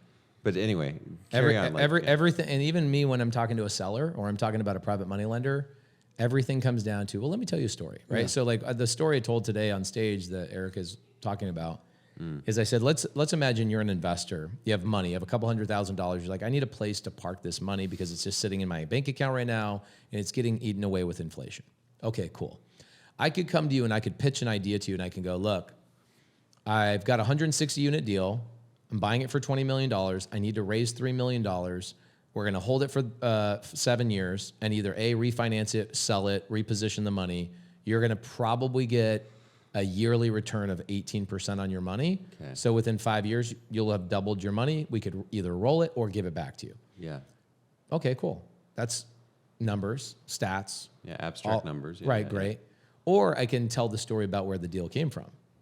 And the story of where the deal came from is we battled on this deal for 3 months. We sent a letter of intent to the broker, and the broker actually used that letter of intent against us to leverage another buyer to come up on their price. And here we are fighting in our team. Ryan has this relationship that he's built and cultivated and has kept in the pipeline for all this time. We finally get to a point where we trust each other to send over and show our cards. We show our cards and they take advantage of us. Yeah. Okay, well, we could have been upset with this. We could have been frustrated, but we said, no, this is how we want to operate. Our fund, we want to operate differently. Yeah, brilliant. So we said, here's what we're going to do. Yeah. I go, Ryan, let's reply back to the broker and say, thank you so much for this opportunity of practicing with you. Can't wait to do something with you in the future. Wish you the best of luck with that person to close the deal. And then we sent him a gift. Yeah. And we say, thank you so much. Meanwhile, everybody else would have been seething and like steam would be coming out of theirs. You freaking screwed me, blah, blah, blah, you effer. We went 3 months of negotiating. How dare you? Yeah. Blah, blah, blah, blah, blah. And Ryan sat there and he was like, yeah, this is how our fund operates. This is how we do it. Thank you, Pace, for the reminder. Yeah. This is why we will always win long term. Yeah. 30 days later, get a call back from that broker. Hey, Ryan, you wouldn't believe it, man. Those other people, they didn't perform. Yeah. We always knew you guys were the right people. Yeah. And we go, yeah, sounds great. How can we help? And Ryan says, well, or the broker says, well, we want to close the deal with you. We want to go back to the original terms. Ryan goes, oh man, that's unfortunate. Sorry. We actually have another deal we're closing with better terms. If you guys can match those terms, Deal changed. Yeah. Always does. we'd love to do it. And so the broker goes, sure, let's do it. When can you close? We close the deal. This is how my team operates. I want you to be on that team. Yeah. Man, way more compelling. Yeah. You know, the and right when you said right out of the gates, when you say, let's imagine you use language like that. You notice how all of a sudden, just the reframing of the first two words before you're about to give out information, it changes how attentive I am. It changes like you're like, ooh, let me paint a picture. It's almost like like a little cloud pops around, and all of a sudden I'm imagining things. Yeah. And if he's just telling me information, like, And kind also- of like I'm glazing over. But the second he says, "Imagine with me, if you will," like. Yeah, it hooks you unconsciously, and also It's a it secret. pops a myth, which is this notion that commercial deals, let's say, it's all numbers, and residential or investors just care about the numbers. Man, they don't. They want to know a story of deep They want to be trust, part of it. They an want to adventure. accomplishment and triumph. Yeah. So think about that thing. I get you to understand that you are going to invest in our fund. You're going to be part of it. You're going to be my partner. And our team wins. Our team triumphs. it's an adventure, Our man. team has adventure. We also always do the right thing, Yeah, even you, when you pack so much in that story. so many things in that story, right? Yeah. That now I've got the investor going, I want to be on that team. Yeah. I want to be on that Yeah, I winning want to have team. more adventures with you guys. Yeah. And so most of my investors, they could go find other people to pay them a higher return, yeah. but they will not find somebody to make them feel better about the deal that they got into. Yeah. Right. Yeah, so storytelling is It's a good powerful, one. yeah. Painting images. Yeah. This next one, though, I gotta say, so this one's interesting, and like I actually really agree with it in many respects. But I would say this is very uncommon in reality because they say the first place that most people are going to look to when they're trying to raise money is from friends and family. It's the most common place to go to try to get money into a deal for yourself. And one of your points was do not partner with family or friends Ever. Wise. Don't. That's wise Don't because shit I've where you been eat. through it. yeah. Don't shoot Hard-earned it. wisdom. I actually really like that one because it allows the relationship to stay whole. Yeah. And once there's money involved, even if it always goes right, there's another thing there.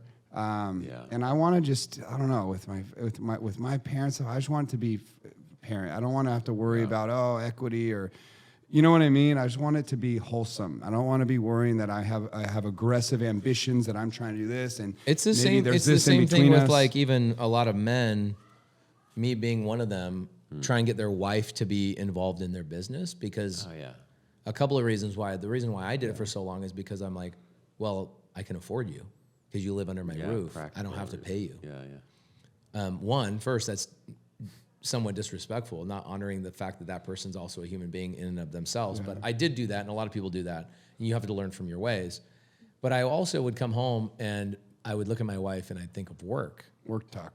Right, but now I've fired my wife from work. Our finances run the way that I want my finances to be ran. I pay all the bills. I'm in charge of all the finances. Yeah. I've got a team that do all the things. My wife is on payroll. She gets a check to be the wife, plus she gets an American Express. She can do whatever she wants with it, however she wants. She's not a lunatic, obviously.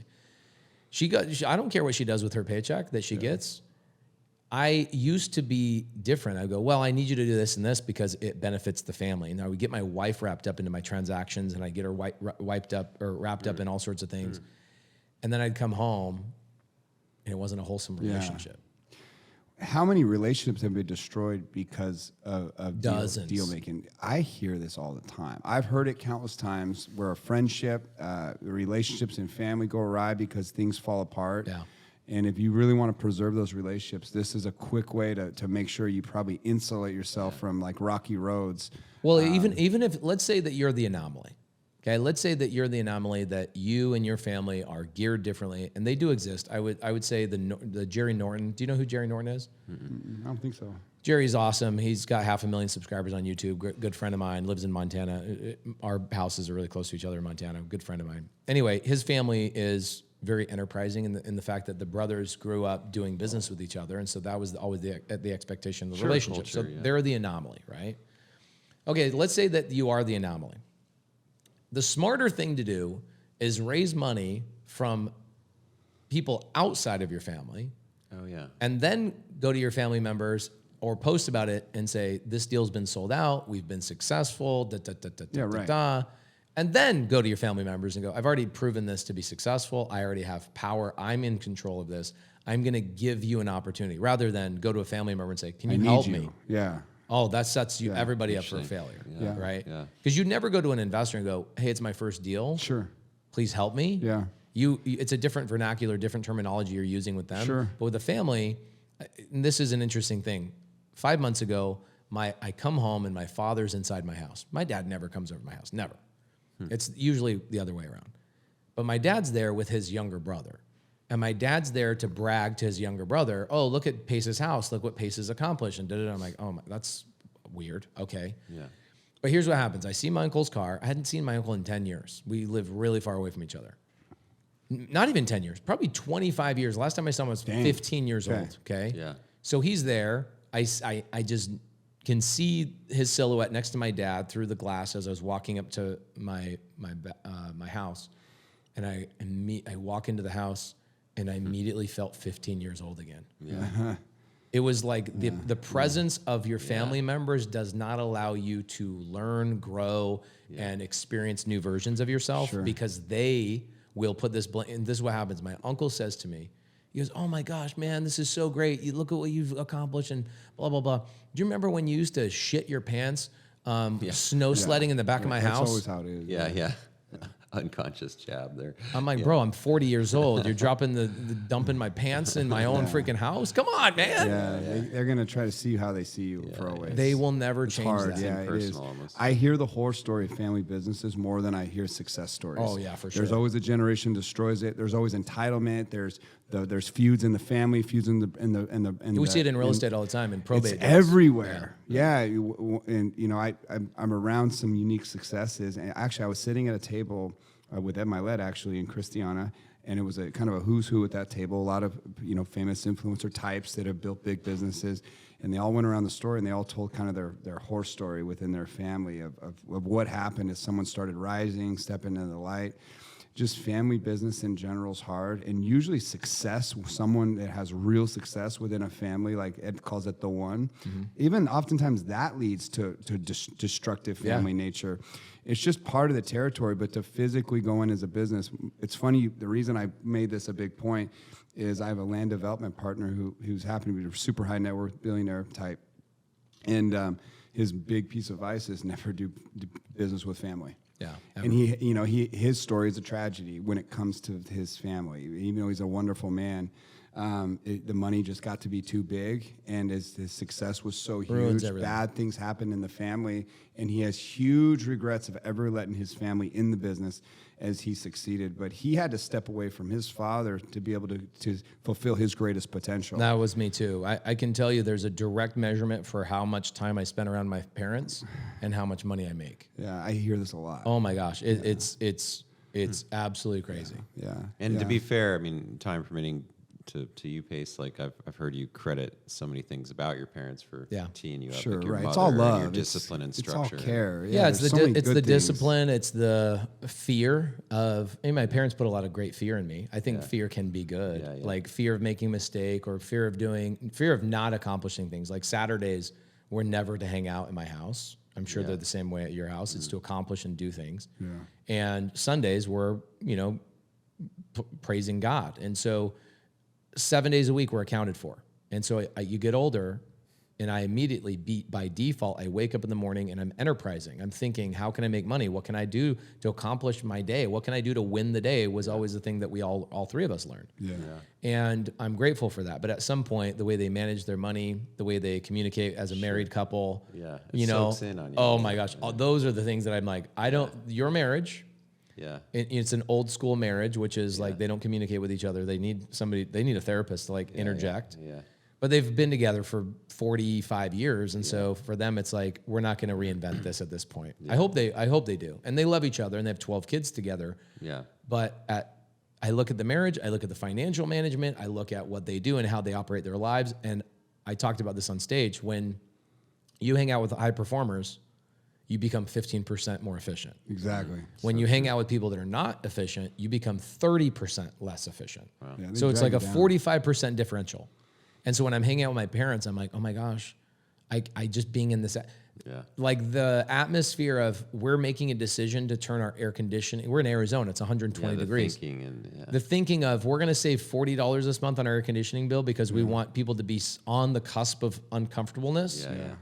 I'm like, I can't even be in the environment of the thinking process that goes into that versus how do I just make an extra $500 this month so I can have my AC at whatever temperature I want. Yeah. So my mammal can be operating. It's Exactly. Flesh and bone. He's speaking the truth to so many people that are out there. Like, you know what I mean? A lot of the presence of family will make you anxious. It'll change the true nature of your actual like personality. You just see it a lot, and people kind of get trapped in the shadows of their parents or the expectations, and they go down. It's like the rat race. They're just stuck in this thing. And you can delight in your family better when you let them off the hook, and you know, forgive their fallible human nature we all hold, and just delight and enjoy them. Yeah. With your Yes. time, And there's no weird things you know, involved. not expect that they're going to be your mentor or. Dude, for me, like when you're the top performer in your family, you become, I think, you self-proclaim that it's your responsibility to take care of the rest of your family, and it's not. No, let them do what they're going to do. Love them as they are. And Love how them many as people they're- don't go after their real passions or pursue their real thing because they feel obligated that's or a deep- trapped. Or and a lot of people go, my why is to help my family. I'm like, ugh, you're making me anxious to think about that. My why is to provide opportunities and fill in the gaps for my children so they can go and accomplish and do big things.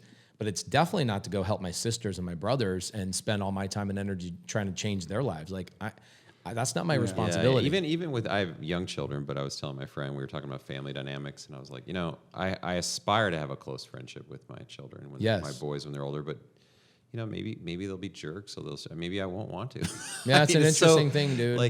You know, it goes both ways. Like, I mean, if their values are aligned and we sort out, and I'm inspired by Jordan Peterson, you know, He's phenomenal. inviting people to really care for that relationship, because it could potentially be one of the most Have dear, you close met him? friendships. I'm interviewing him in January. Oh, it's Oh, cool. fantastic. Let him know he's on our hit He's list on our- for Coeur he's d'Alene. on our radar for a And big you are event. too. We want to throw an event here in Coeur d'Alene, like limitless size if Love we it. could, but in this marketplace. They need it here. We got a powerful why. They have a huge charity component to this with Operation Underground Railroad. Love it. Good friends with those guys. Just had a beautiful meeting yesterday with one of the heads of OUR. His name's Nate Lewis, just a stud. He happens to be from Coeur d'Alene, but we're trying to do something really profound in this market as our way of punching back. But Jordan's we got on some the unique list. people on our list. Jordan Peterson's one of them. We think he fits this North Idaho vibe and culture Very absolutely much. I mean, perfectly. he's so articulate in the way that he communicates the family dynamic and the importance of it, and he's done such a great job. You look at his daughter, who has a little bit different flavor than he does. She's a little bit more. She's definitely conservative, but she's got some liberal aspects to her, Sure. which is great, and they have such a great dynamic. That's amazing, and good. It's Like, so It's great. an example of an individuated, Of realistic- it appears to be yeah, a and healthy they still adult. operate. I mean, I aspire for that. I don't mean to disparage my children, but No, sure, yeah. it goes both ways, you know, to have the courage to be at peace with Whatever the closeness outcome or is. not with your family. Yeah, and he has a big shadow. You know what I mean? Like, it's just the nature of children as Yeah, they come to up sort in that out. My wife told me the other day, she said, we don't own our children, we're just currently renting them. And I was like, oh, don't say that. Yeah. Like, all I want to do is be with my babies. But at some point, you know, she also said to me, she said, there will be a day that it will be the last time you pick up your daughter. Yeah. Yeah, and I have my two littles begging to be picked up. I should never All the be time. annoyed by that. Your daughters. I got a are- 5-year-old is like, Dad, pick me up. Dad, pick me Yeah, up. they I'm like, love it. Yes. They delight. Yes, Yes. I will pick you up every single time. Even when you're 8 years old, I'll be like, you don't want me to pick you up? Yeah, It'll get awkward. She'll have to tell me to stop. Yeah, but yeah. that phrase really woke me up. I'm like, okay, yeah, I'm just renting these children. And if I can have a relationship with them and a friendship with them like I do with my son Asher, then I feel like I've accomplished Oh, that'd be a the beautiful greatest thing. success. Oh, of life. there can't nothing. Matt, can you touch feel that. how effortless this conversation felt? Yeah, That's it's 'cause a Pace is a delight. It's a good delight dude. to meet you, Pace. It was fun Yeah, to you are Matt, tee you up very- as a guest and not know anything about Pace, you. you so really it's are a fun. gift, man. Thank you, bro. Yeah, I honestly, really the enjoyed real your- deal. your- There's a million good things I can say about you now. Spending all this time with you, so thank you so much. Thanks for Where should doing we this. send everyone, Pace? I know you're easy to find. What's important to you? My YouTube's important to me. I think it's a great way for people to actually get true long form content.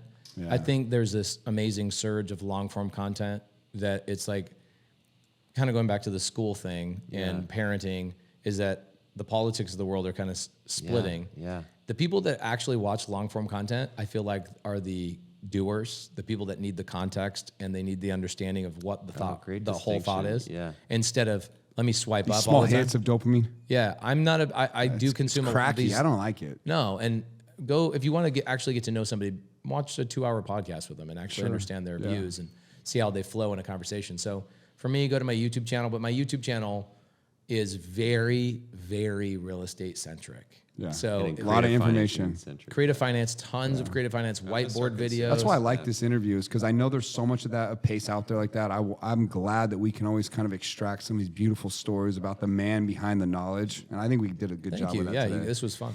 Yeah, there's some good stuff there. Shout out Idaho. This Shout place out is Idaho. North amazing. Idaho, baby. Coeur d'Alene is a Are you an gift, Idaho man. boy? Yeah. Well, no, I grew up in Eastern Washington, nearby. Okay, Like Spokane. 45, Spokane. Yeah. So I moved back here from Colorado and picking a place. Where do I want to raise my kids? My wife and I. I just mean, said how Coeur could d'Alene. you have picked a better place? I know. Where I pinch myself. Still to this day, I'm so grateful to live here. Coeur d'Alene's we a cool love town. Coeur d'Alene. Yeah, it's Well, good people here. I told a lady on my flight up here in Dallas. She goes, "Where are you guys connecting?" I go, "I'm going to Coeur d'Alene." She's like, "What's Coeur d'Alene?" Yeah. I'm like, "You work for American Airlines. You don't like look at the map of the United States. You don't know that Coeur d'Alene's like one of the greatest." Somehow gifts she that the must have entire missed country all has. It was on the cover of the Wall Street Journal during COVID as the #1 Yeah, place we in did America. get a lot of press there for a bit. Yeah, I've got a lot of my buddies that live here, like Brandon Turner, and you've Brandon's a got good dude. Ken I like McElroy. I think he sold his house here, but I really thought about buying my summer home here, but we chose Montana. Yeah, we're in Kalispell. Montana. You mentioned it. Kalispell, like Whitefish area. Yeah, Yeah, we'll that's come a out there and visit you. delightful. come That's hang where out. that's where Rob Bailey's at. Oh, love it. Yeah, Yeah. it's a little bit more open. I love the spaciousness of Montana. Yeah, everybody's got 20 and 40 Glacier. acres, and it's great. And we've Yeah. got RV parks there, and we're building. Oh, you're investing in the Kalispell Valley. Oh yeah, yeah. It's a great place to invest. Well, if I'm going to be there in the summer, I got to have YouTube stuff to talk about. For sure. So I Brilliant. might as well buy stuff there. Yeah. yeah, you got a couple good lakes there, but Glacier National Park, I think it's one of the most Big beautiful Fork, areas I in love it America. there. It's good. Yeah, Big Fork's great. I'm just Big north Fork's a of cool town. Reminds Just me of Lake north of Big Tahoe. Fork. I'm in Oh, yeah. That little at lake. Lake Blaine. Oh, I know Yeah, it's I know that. what Yeah, you're talking about. I'm right on Lake that's a Blaine. cool. yeah. Oh, that's a beautiful Beautiful. place. Yeah. Yeah, there's like 40 owners on the lake, Yeah. and Jerry. There's an LDS guy, big family, right by that lake. I bought furniture. He's a custom furniture maker. I think it's called Eco Peak Design, but I picked up furniture right near That's there. cool. That's a beautiful area for Neat sure. family. We'll have to do something out there for sure. Yeah. Collab on something big. Yeah, we'll think of something. I'm gonna end up being the mayor of Kalispell probably. That's Awesome, awesome. man. Who knows? I'm all in. That's beautiful. Pace, we really appreciate you, man. Thank you, guys. So go check Pace out, YouTube, consume this long form content that he's put out. He's one of the gifts of America. So we're really grateful to have Pace here in Coeur d'Alene. And Pace, what's your Instagram? Just Pace Morby. Pace I'm lucky Morby. to have one of those names that nobody else has. Just Yeah. Pace So is Morby. all your handles everywhere, Pace Everything's Morby? Pace Morby. Okay, Pace Morby. Pace Morby. I appreciate it, brother. Thank you. Thank you. I'm a man on a mission.